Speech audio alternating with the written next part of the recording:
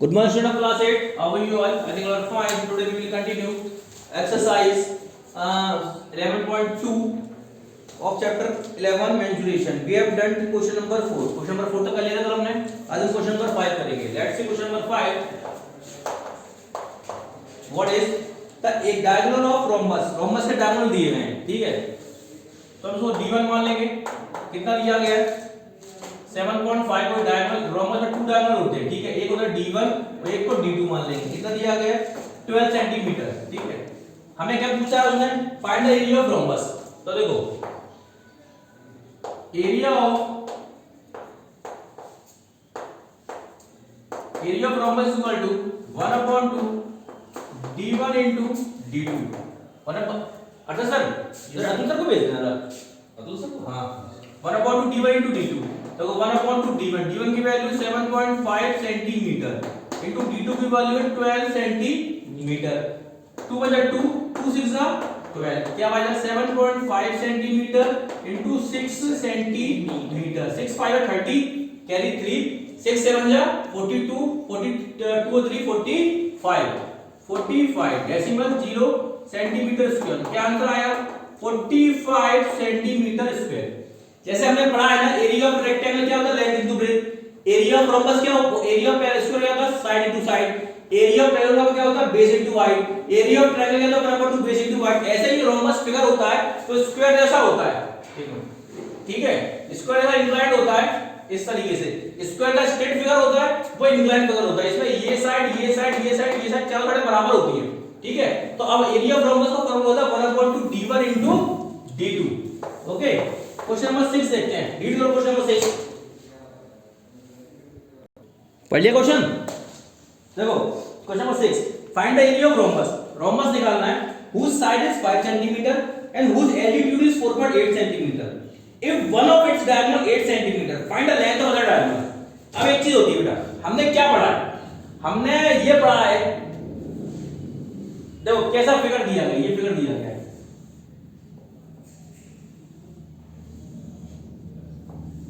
ठीक है.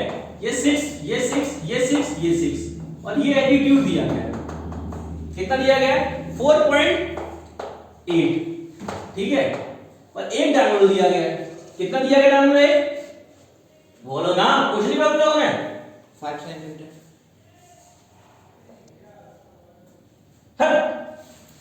8 सेंटीमीटर तुमने कल भी तो कराया था.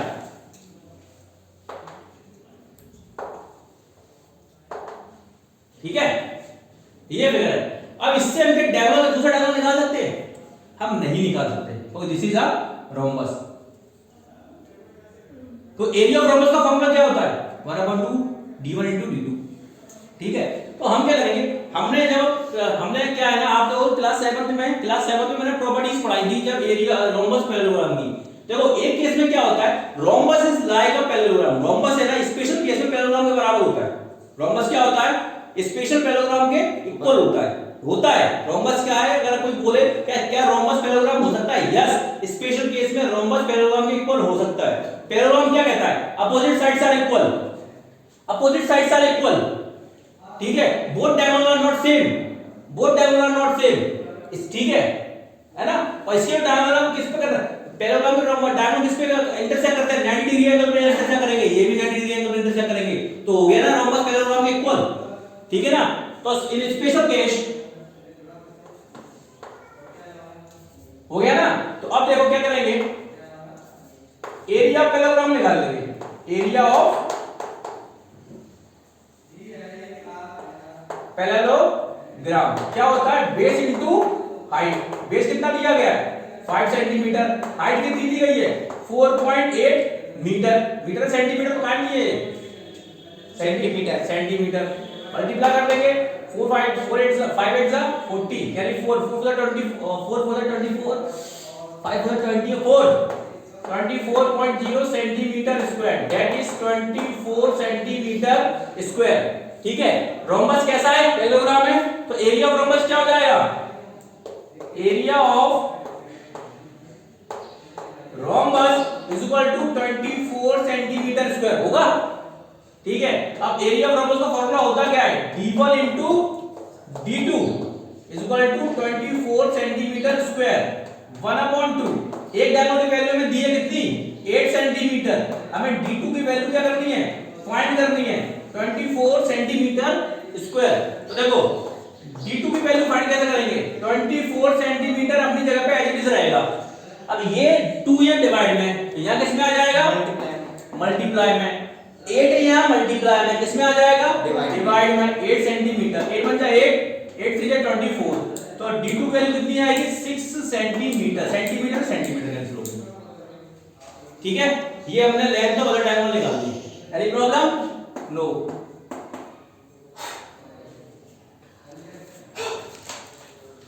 A floor of a building, एक floor of building consist 300 tiles.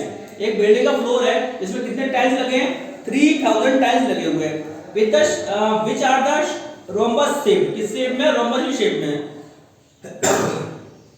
Each of the diagonal are, जो रोम्बस है टाइल्स है किसकी शेप में रोम्बस की शेप में। ऐसे 300 टाइल्स फ्लोर पे लगे हुए हैं। तो हम क्या करेंगे सबसे पहले एक टाइल का एरिया निकाल लेंगे, जो भी एरिया आएगा उसमें 3000 का मल्टीप्लाई कर देंगे तो 3000 टाइल्स का एरिया हमारे पास आ जाएगा। ठीक है, अब क्या करना है find the cost of polishing, उसको पॉलिश करना है। पॉलिशिंग होता है फ्लोर, तो 4 रुपीस पर मीटर स्क्वायर के। तो देखो क्या दिया गया हमको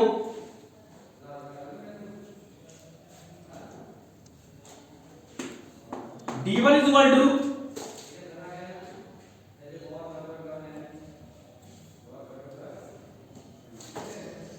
45 सेंटीमीटर और d2 is equal to 30 centimetre.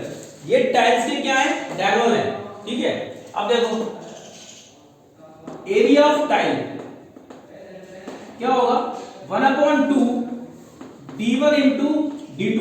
वो टाइल किस शेप में रोम्बस की शेप में, तो रोम्बस के लिए का फॉर्मूला क्या होता है 1/2 d1 into d2। ठीक है, 1/2 into 45 सेंटीमीटर into 30 सेंटीमीटर 12 2 बजा 2 और 15 2 जा, अब 15 का मतलब 15 5 जा 75 कैरी 7 15 4 जा 60 60 और 7 67 सेंटीमीटर स्क्वायर। ये एरिया कितने का आया एक टाइल का एरिया आया। हमें कितने टाइल बिछाने हैं 3000।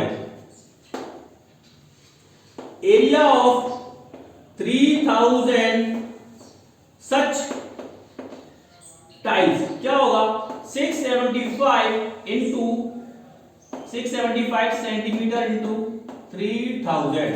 तो देखो 3 0 तो 0 हो गए और 3 5 15 कैरी 1 3 7 21 और 1 22 कैरी 2 3 से 18 और 2 20 centimetre square.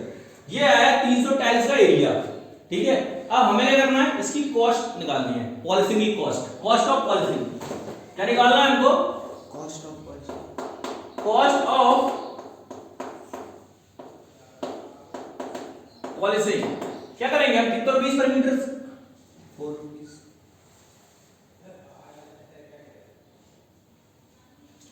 Metre square.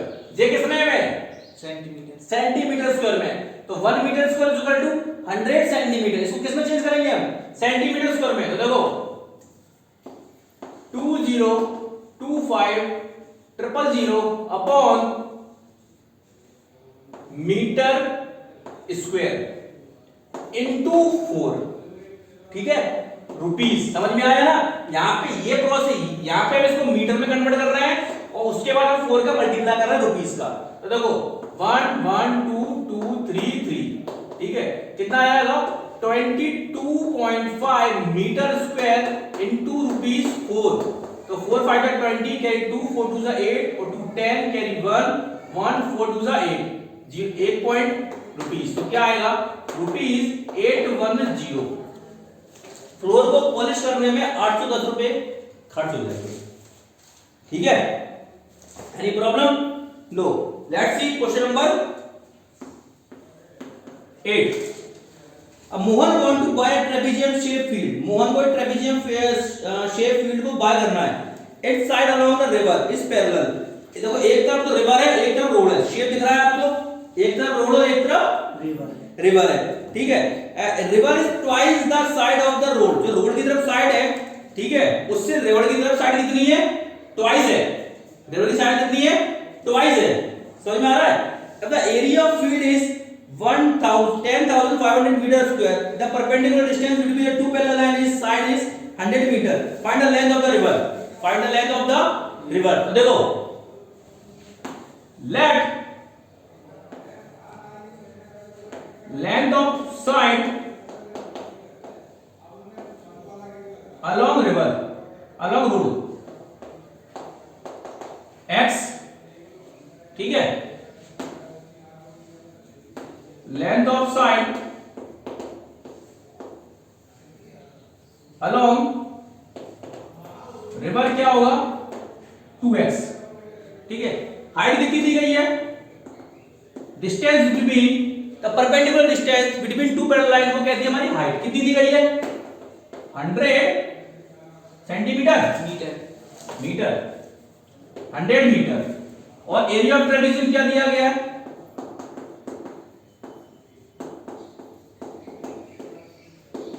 10,500 metre square, ये दिया गया है, एक मिनट, दे दिया गया ना। हम क्या करेंगे, अब बताओ क्या करेंगे, अब ट्रेपेजियम का फॉर्मूला बताओ बेटा। Sir 1/2 into sum of parallel हाँ sides into height।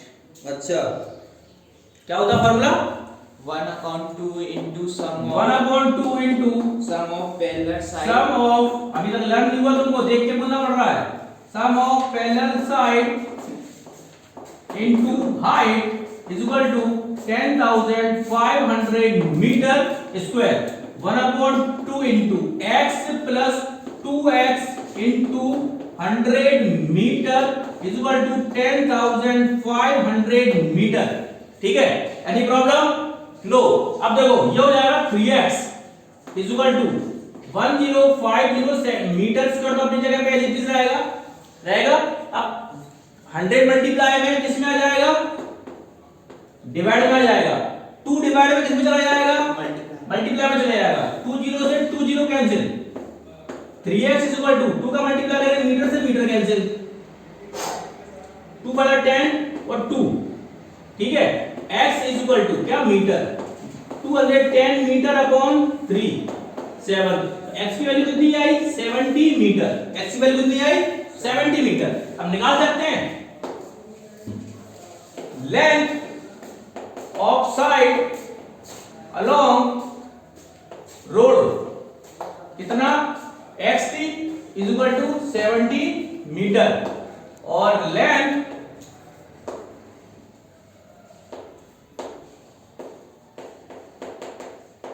Length of side along river कितनी थी 2x, मतलब 70 metre into 2 that is 140 metre. Any problem, हाँ नो। क्वेश्चन नंबर 9 इसमें आ जाएगा, कोशिश करते हैं। Top surface of a race platform, एक रेस प्लेटफॉर्म दिया गया आपको, ठीक है, रेगुलर ऑक्टागन का, ठीक है। So find the area of octagon surface, octagon surface का एरिया निकालना है हमको, कैसे निकालेंगे बताओ।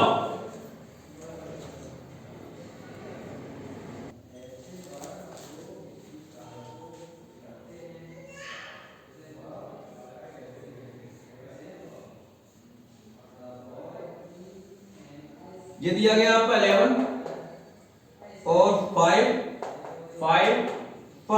रेगुलर फिगर है, हाँ 5 5 5 5, ठीक है, और ये दिया गया आपका 4, ठीक है। अब देखो इसमें 3 फिगर हो जाएंगे, ट्रेपीजियम और रेक्टेंगल, ठीक है, ट्रेपीजियम रेक्टेंगल। इसके लिए सेम होगा, ये जो हाइट जो एल्टीट्यूड दिया जाएगा वो 4 दिया जाएगा, 11। अब 3 फिगर हो जाएंगे, 2 ट्रेपीजियम और 1 रेक्टेंगल। अब फटाफट देख लो, समझ में आ गया ना।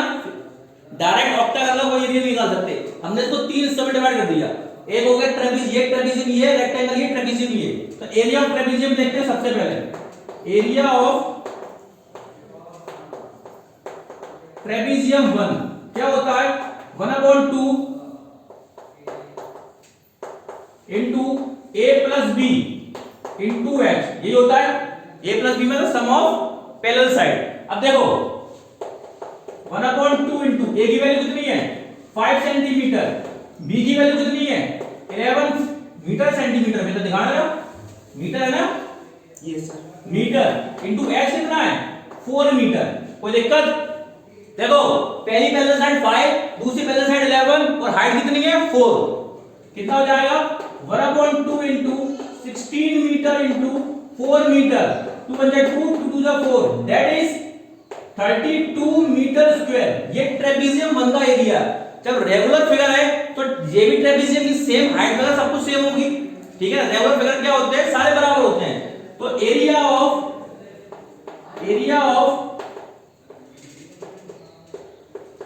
Trapezium 2 is equal to also 32 metre square. दोनों ट्रेपेजियम का एरिया कैसा होगा, सेम होगा, क्योंकि फिगर कैसे है, रेगुलर है। अब निकालते हैं area of triangle, sorry area of rectangle. Area of rectangle क्या होता है L इंटू बी। अब देखो रेक्टेंगल में लेंथ कितनी होगी 11 और ब्रेथ कितनी होगी 5। 11 metre into 5 metre that is 55 metre square. क्या निकालना है हमको, area of octagon is equal to 2 into area of